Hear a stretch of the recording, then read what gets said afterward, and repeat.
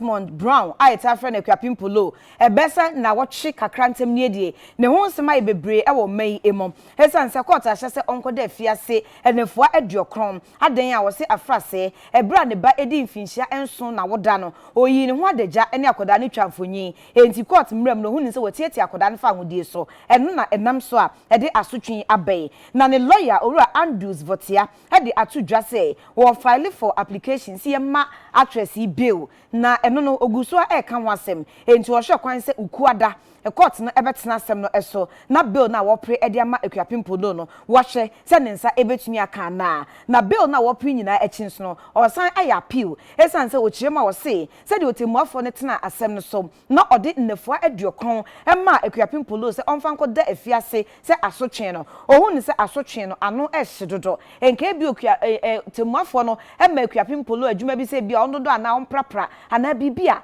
ohun ni se nka asotwen ne beye mre asense wo ma no nefua aduokron se onfa nkoda afiase no na ne lawyer ni echirema wo se sa kwan no so no ohun ni se otemuafo no efomye wo ama atentene anya adwuma yie enu nti na wo place empanyifo nhwe na wo moma ne bill na enu achi ete koda wasan aye appeal na sa appeal ya wo ye nso de high court na wo hwe so de asem no beko na court na atena so edi amano enti ochirema wo se wukwada court betena se na bill a ne lawyer epede ama Akuapem Polo no waka ho asem ebrekro na nso wasan ahwe ede hihye mapa egu akwan so aye appeal ede atie atemu a ye de amano no opanyi ba kwa